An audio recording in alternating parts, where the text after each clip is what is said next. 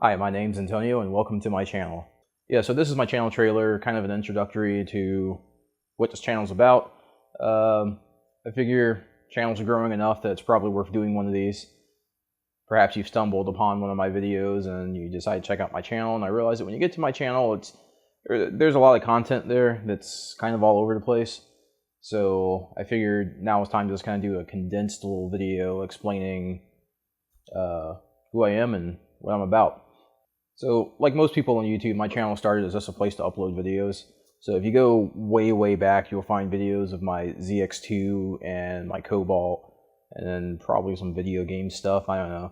There's all types of stuff way back there in the long ago. It wasn't until I started this car, until I started building this Escort, that I decided that I would start documenting the build, that I would do turn the channel into more of a blog type thing. So yeah, I decided to use the YouTube channel for something else, not necessarily to grow it and make, be the next Adam LZ or anything like that. So for the most part, it's just documenting my build. And right now, my current build is this. This is my 1993 Ford Escort GT. So you're probably wondering, why would anyone waste time building an Escort GT?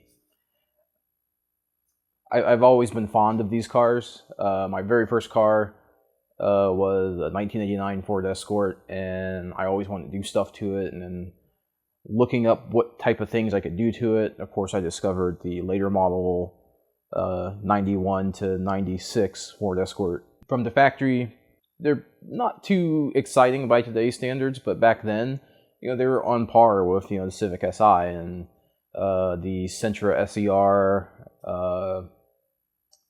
Don't really know what other hot hatches were there back then. There really wasn't that many. This predates the SRT4 and all that stuff. So yeah, I can't really think of what the hell else was out there. Cavalier Z24, I don't know. So in stock form, these cars, there's some minor history on what the Escort GT is or was. It's basically a Mazda platform. It's built on the Mazda BG chassis. The BG chassis is what the Protege rode on. It's also later on what all the later Escorts ran on, and like the Escorts from 91 up until I think like 2002 were BG chassis. I think the Protege, I think Mazda dumped a BG chassis earlier than that. I want to say like 97 was probably the last year Mazda used it, and they switched to whatever the next iteration was.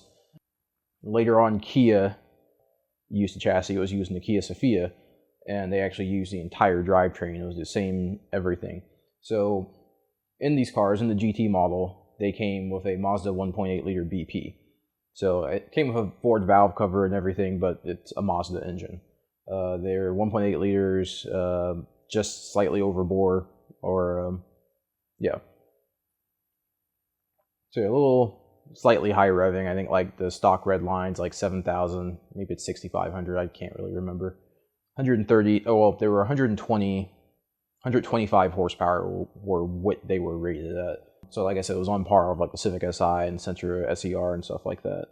Back then, obviously, back in 91 to about like 96. So, but they were, despite them being fairly well performers, just because it said Ford on the back, they were never really adopted by the compact car community. They were just kind of an oddity. I mean, they made them for years. They made them for the entire run of that generation of Escort, but no one ever bought them. Well, obviously a lot of people bought them, but I don't know. They were never adopted by the younger crowd, probably because of the expense of them or whatnot. But again, the same thing also goes for the Mazda Protege. Not a lot of people really did a lot of things to the Mazda Protege. There was their followers, obviously, but it never took off like other imports did. Like the Civic, for instance, or there's the history in the car, 93 Ford Escort GT. It's basically a Mazda Protege with Ford badging, and you could get it in a coupe. So that was the cool thing about it. I mean, you could get a 323. Those are super hard to find in the States, though. They never really sold a lot of those here. But anyways, so yeah, stock form 1.8 naturally aspirated, 125 horsepower. Overseas, this engine did come boosted. So in Australia, you have the Ford Laser TX3, same engine but with a turbo. Japan, you had the 323 GTX and GTR. They were all-wheel drive. Same thing with the Laser. There was also all-wheel drive variants. but with the laser, they were, but the 323 GTR, they were turbo, 1.8 turbo. I don't remember how much power. I want to say they were rated at like 170. They weren't really that, extreme. But they were fairly easy to modify and tweak back then. You could up the boost pretty easily, and the car would handle it pretty well. So one of the things that did occur back in the, probably not quite the early 90s, maybe the later 90s as the cars got cheaper, was that people started to import those engines over, the GTX engines and GTR engines, and do engine swaps. So that was the thing to do. But in order to do that swap, there was no, there were no cheap engine management systems like there are now. When I say cheap, I mean relatively cheap, like $800 cheap. There were no cheap engine management systems, so in order to make it work, you'd have to swap over, I believe, the entire harness, the ECU, engine, obviously the engine, and you'd have to, you needed the complete setup in order to make that swap work. That's why people didn't just simply turbo the stock engine, because, it was easier just to do the entire GTX swap. This isn't a GTX swap, by the way. This is just a BP05 in a, variant of the BP. Although it does have a GTX manifold on it. It does have a GTX intake manifold on it. So that's kind of the brief history on the whole Ford Mazda, BG thing, BG chassis. And as I said, the reason why I picked this platform is because I kind of had a soft spot for it. Like I said, I always wanted one back when I was in high school, but I couldn't afford one. And I always said if one popped up, I would buy one. So when one did pop up, I did buy it. The intent behind it was, at the time, I had a 2006 Chevy Cobalt SS, the supercharged version. And that was my daily driver / weekend warrior, track car. Take it to the drag strip, races every once in a while, until the day that I broke the transmission. And it's not a big deal. I figure, I'll just go ahead and run to the junkyard, pick up a new transmission.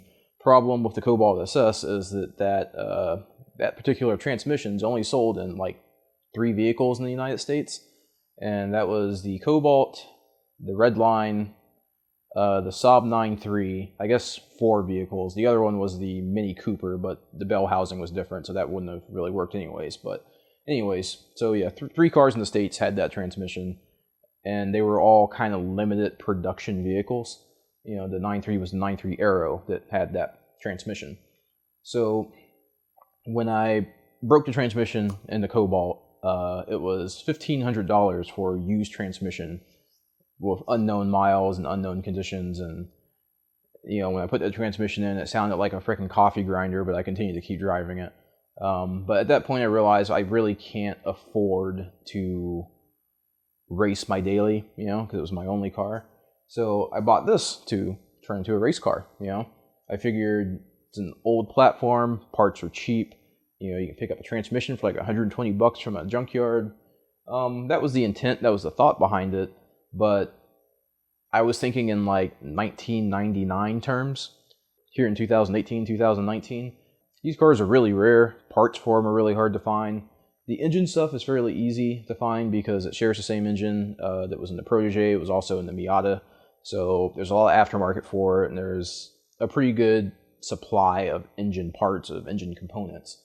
The transmissions, or the manual transmissions, are getting kind of hard to find because they're made out of glass and they break fairly easily. So those are difficult to find. I've got a few of them stockpiled, actually. Chassis parts for the Escort GT are hard to find, like bumpers, the GT grille, the GT spoiler, window trim, all that stuff. Can't find it. You can maybe, if you're lucky, you might find a car in a junkyard that has some fairly decent parts on it, but for the most part, it's a really difficult vehicle to find chassis parts for, or body parts for. So yeah, my idea of building a cheap car that I can just beat on and repair cheaply just didn't really pan out all that well, but anyways, I continued on. I guess we'll do a quick rundown of the car and what's done to it. So I guess we'll start with the chassis because that's the easiest thing. So we'll start with the chassis. There's not a whole lot done to it. It's lowered on a set of the K-Sport coilovers. I forget the actual model number, but Yeah, they did make case ports for the BG chassis and the Ford Probe and stuff like that. They're all kind of compatible. So these are, just set of off-the-shelf case port coilovers. So the wheels that are on the car are Whistler KR1s. They're 16 by 8, I think. 16 by 8, 20 offset, I believe. Can't really remember. I should remember that stuff, but I don't. But anyways, yeah, so 16 by 8 plus 20 offset. They're wrapped in... So the tires are Federal 595 RSRs. The size, they're 205/45, so there's a little bit of stretch on an 8-inch wheel. It's not a lot, but it's just enough, to make it look nice. Yeah, that's pretty much it as far as suspension and stuff goes. There's nothing else really done to it. All right, so there's not a whole lot special about the interior. It is basically stock, stock seats. The only thing special is the I don't know how the fuck you say it. Valiente, whatever, steering wheel. I made a little custom gauge pod. For the gauges. It's a glow shift oil pressure gauge, glow shift boost gauge. Then we have the Innovate MTX air fuel ratio gauge, and the little red switches for the launch control to disable and enable the launch control. It's just a interrupt switch that goes in between the clutch line, or the clutch switch, and the ECU. ECU, or engine management. So what we have here is a Megasquirt DIY plug-and-play unit.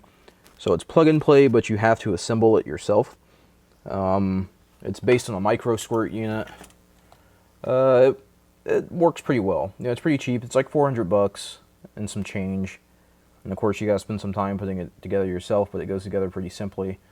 And yeah, that's pretty much it for that. It does all the things you need it to do. It does boost control, launch control, speed density, alpha N. You can do mass air. You can use it with multiple types of trigger setups. It's your basic standalone. You can check out their website, DIY Autotune, and they have a lot of information that, if I went into it, this video would be like an hour long. So anyways, there's that. The next thing we can go into is the engine. So as I said before, it's a Mazda BP engine, 1.8 liter. It's been modified. It's been massaged a little bit. So in stock form, these engines can probably handle about 300 horse before you got to worry about them coming apart. They can't handle a whole lot of torque. I think that's an important thing to mention. Everyone always tends to go purely by horsepower, but really what breaks parts. So yeah, everyone tends to go by horsepower when determining, the breaking point of something, but you really should go by torque. And so, a quick explanation on that is let's say I had something like a T28 or a T25 or something like that, and I was running 25 psi, and the car was making like 300 horsepower, but 400 and something foot-pounds of torque. The engine will probably not last very long like that, versus something like this setup where I have a very large turbo, where it probably makes closer to 400 horsepower, but probably under 300 foot-pounds of torque. The stock rod would be able to handle that a lot better than the lower horsepower, higher torque setup. So yeah, going by horsepower really isn't an accurate thing. But anyways, a stock engine, for argument's sake, completely stock form, could probably handle about 300 horsepower before you have to worry about building it. The reason why I decided to build this engine was, my original intent was to run it as a bone stock engine, turbo it, and if it broke, then I'd replace whatever broke or replace the engine. I had let the engine sit around for too long. The cylinder walls rusted, and the rings got stuck, and it smoked like a mosquito fogger. So at that point, I decided it was time to go ahead and pull it apart and rebuild it. So I rebuilt it twice within a couple of weeks of the two builds of the first build. The first time I put it together, I used cast pistons and whatnot, and it was fine. But I was a little sloppy with the tolerances on the bearings, and the engine ate the bearings and started knocking, and so I had to pull it all apart again. So the second time I pulled it apart, I decided to go all out. So I'll go ahead and talk about the second time. If you want to know more about the first time, it's completely documented on the channel. So you can just look up, it's in a playlist. I believe it's, I can't remember what I named it, but it's probably something like engine rebuild or something. And then the second phase was engine rebuild 2 or something. I'll put a link or something in the description if you want to know about that. So, but anyways, this video I'll be talking about the second build. So we will start with the bottom end. So bottom end, it is a stock block, stock crank, ACL race bearings. The clearances across the board are like, I want to say 20 thou. You know, it's kind of loose, kind of not. I have it all written down somewhere, but yeah, it's built kind of loose. You know, so the bearing clearances are around .002 on both the rods and the mains. The rods are KA injection. The rods are KA injection H-beam rods. They're basically like Eagle clones. So for argument's sake, let's just say Eagle H-beam rods. The pistons are Wiseco. The block was bored over, 20 over. So they're, instead of being 83 millimeter to 83.5 millimeter. I did that because once again, the cylinders are out of round, and I just decided to go ahead and go the largest I could go before going to like 84 millimeter piston. So yeah, Wiseco pistons. Let's see, what else? It has a Boundary stage 2 oil pump. So it's a billet gear inside of a later model oil pump housing. It's a higher flow oil pump. Let's see, gates, timing components, and timing belt and water pump. That's pretty much it for the bottom end. The head is backyard ported, so we'll just call it stock because I really had no idea what I was doing when I ported it years ago. Just opened up the valve, or just opened up the ports with a, you know, Dremel tool and with a die grinder and some sanding drums. So nothing too special there. All right, so that's pretty much it for the engine. I mean, that's pretty much it for the internals of the engine. So forged rods, forged pistons, ACL race bearings, upgraded oil pump, and inside the head, stock cams. Well, it has the exhaust intake cam mods where you take the exhaust cam, hack off the distributor key, and you put it on the intake side because it's a longer duration, higher duration cam. So it's a cheap, practically free little performance upgrade.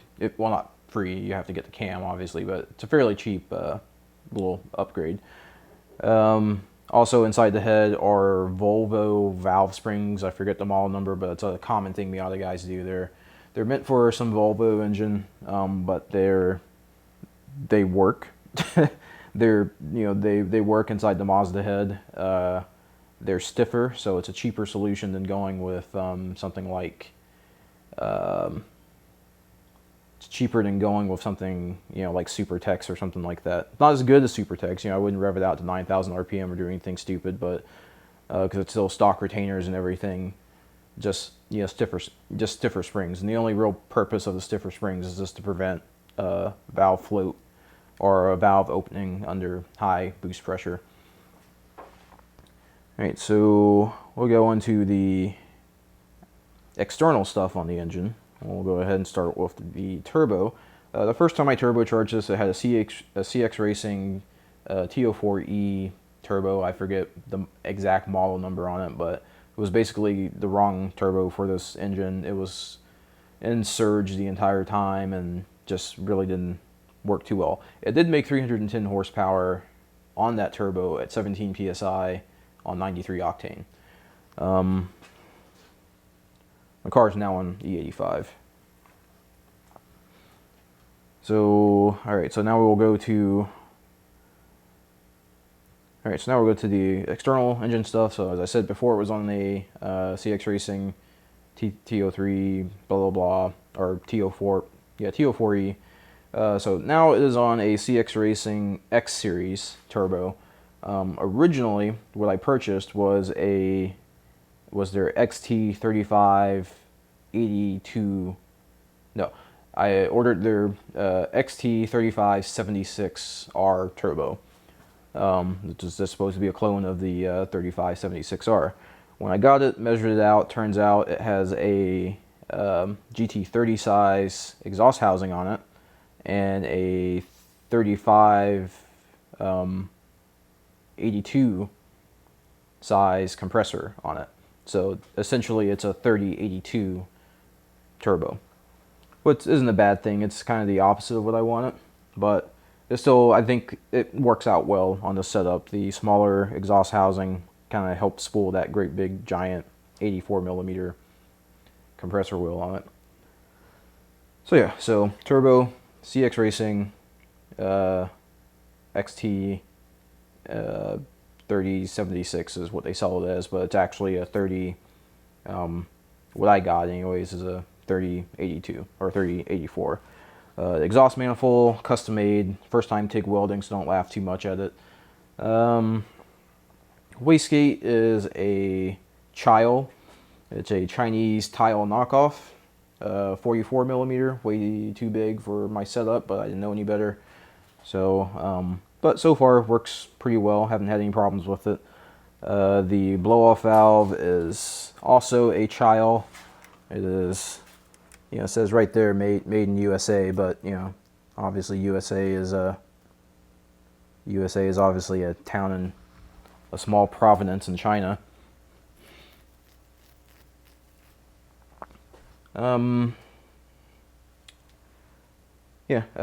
Manifold is a Mazda BP26 GTX manifold. This is from off of one of the super cool JDM turbo engines. The factory manifold is one of those dual runner types and just really doesn't flow very well under boost. I mean, you can use it, but it's just not the greatest. Moving from the manifold, we've got EV14 1000cc injectors. You can kind of sort of see them in there. Not really, they're really far down in there. But anyways, 1000cc injectors. The only reason why I went that large is because I'm also running E85. I have a flex fuel sensor set up there, plugged into the Escort. So I don't trust the sensor for tuning. So basically what I do is it's tuned for E85, but if for whatever reason I can't get a hold of E85 and I have to put pump gas in it, I can put pump gas in it and I can drive it home. I wouldn't beat on it until I have a chance to retune it, but it at least gives me a fail-safe to be able to drive it and not worry about having to always find a source of E85 because it's rare around here. There is a Mac 4-port boost controller. A Mac 4-port boost controller that's controlled by the Escort. So you can see there's two lines ran to the wastegate, top and bottom. So what that allows me to do is I'm running I think it's an 8-pound spring in here. It's a pretty small spring. Maybe it's 10-pound. I can't quite remember. So basically what the 4-port boost controller allows you to do is you can run a very light spring, but then you can run like quadruple the amount of boost you normally would be able to. And the way that works is that the port, what it does is it sends pressure to the top of the wastegate, which keeps the gate closed. And then when, of course, once you reach your desired boost pressure, the ECM tells the solenoid to switch, and it releases the pressure from the top and sends pressure to the bottom, and it opens the gate. It's a kind of layman's term. It really doesn't really just open it. It's more of a oscillating duty cycle kind of thing.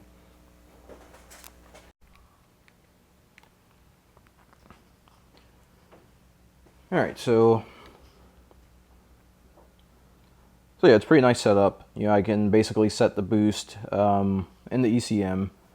Right now it's running a open loop setup, so all I have to do is tell it, 255 kPa, and that'll set it for 25 psi. The ECM will actively monitor boost and regulate the boost pressure, so it's kind of cool. Little Moroso catch can there, which the car really doesn't need. I did a pretty decent job building it, so there's no blow by yet. There's actually surprisingly little blow by. Catch can. I mean, the only thing I've ever emptied from the catch can has been condensation. So, I mean, just a little bit of oil residue, not really a whole lot. All right, so yeah, Chinese knockoff wastegate, Chinese knockoff blow-off valve.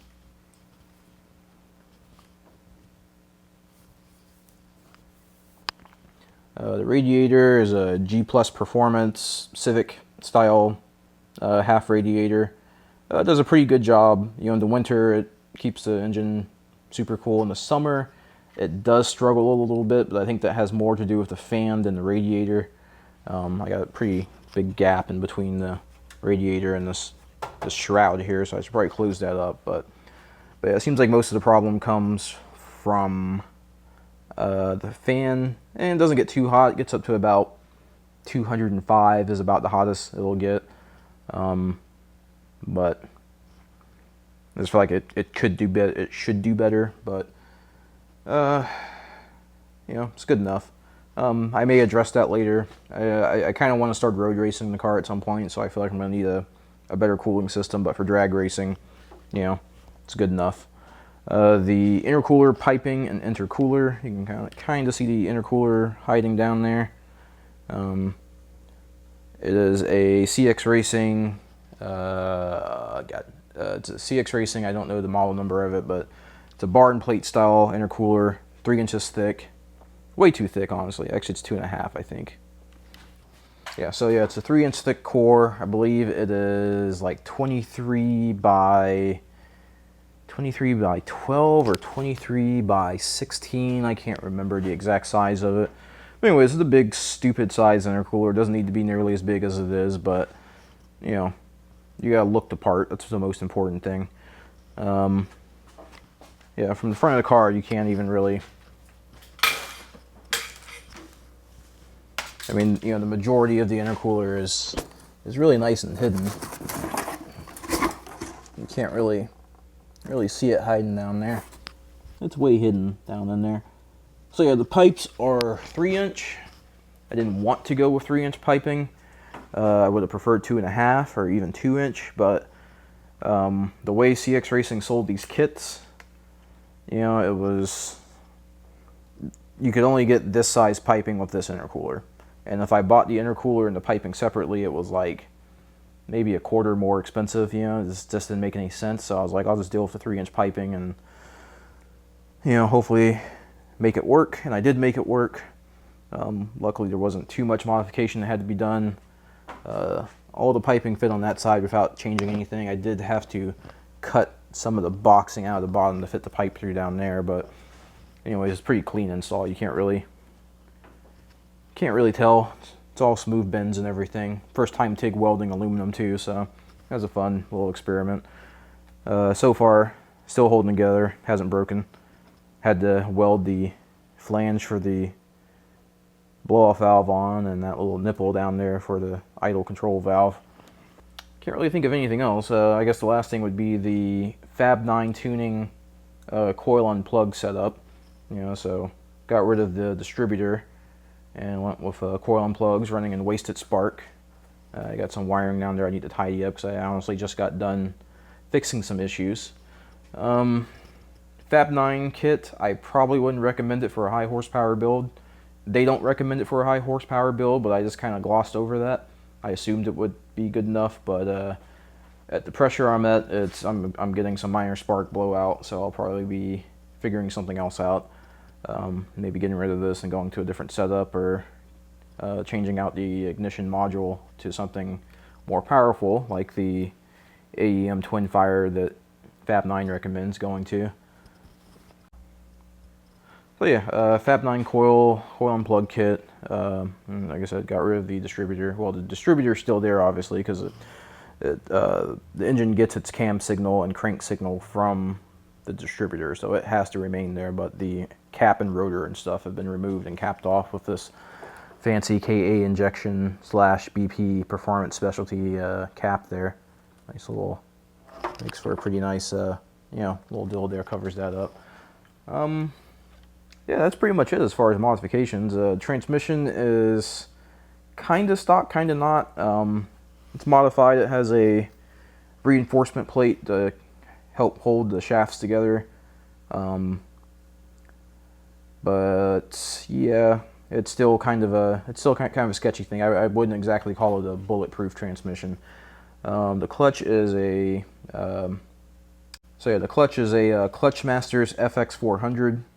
It is a Sprong 6-puck, I think it's a 6-puck. I can't really remember. I have to look at the video.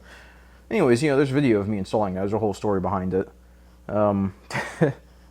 Originally, I had a eBay clutch on here, and it just got smoked. I did a review on it, so you can check that out. Yeah, I mean, that's pretty much it. I mean, a lot of this, well, not a lot of it, all of it. I mean, it's all custom fabricated. There's not really there's not an aftermarket turbo kit out there for, you know, a car like this. So, like I said, you know, manifolds fabricated, all the mounting and stuff for the intercooler, mounting for the radiator, the pipe routing, you know, all that stuff is custom, you know. So I'd say that, you know, there's a lot of work put into it, a lot of blood, sweat, and tears. It's kind of paying off so far. So far, the fastest the car has gone is 12.0 at 121.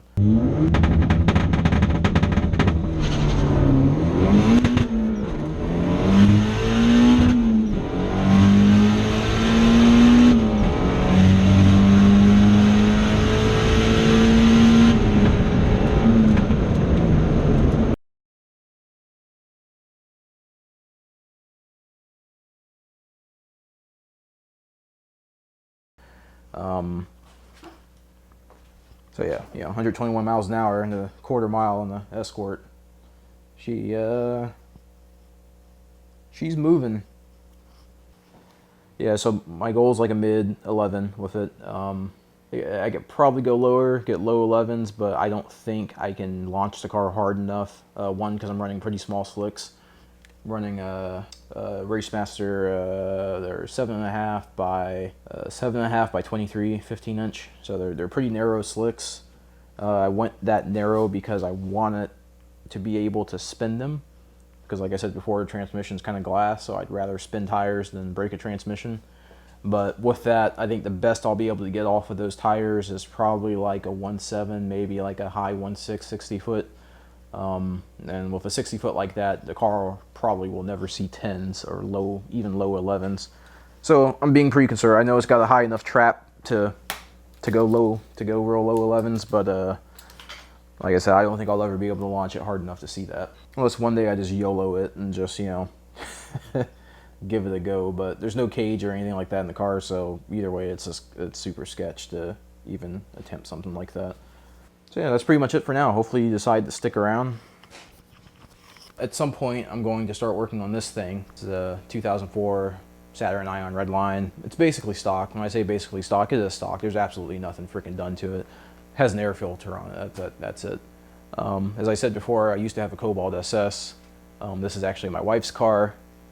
She doesn't really drive it all that much anymore, and I drive it more than she does, so I'm kind of thinking I might just kind of start doing stuff to it. I haven't really decided which route to go with it. You know, before she said she'd never wanted to get rid of the supercharger because she likes the way the supercharger sounds, but I kind of mentioned turbocharging it to her a while ago, and she kind of liked that idea, so I might be turbocharging this thing at some point. But before I do that, obviously I'll probably just do the basic Ion Redline Cobalt SS type stuff, which is pulleying it down, bigger injectors, tuning it. It does have a high flow cat downpipe, but that was more of a necessity than it was a modification. The factory downpipe broke. And so the aftermarket, so the aftermarket downpipe was cheaper than the factory one. So we went ahead, did the high flow 2.5 inch ZZP high flow downpipe. Yeah, so that's pretty much it. You know, hopefully you decide to stick around, subscribe, check out some of my older videos because there's a lot of them. Like I said, I've documented the entire engine build process of the Escort. There's some old drag racing videos, there's some new drag racing videos. And subscribe and all that good stuff. I don't upload too regularly because, you know, like I said, this isn't my job. This is just something I do for fun. But you know, we'll see if it goes somewhere. Until next time.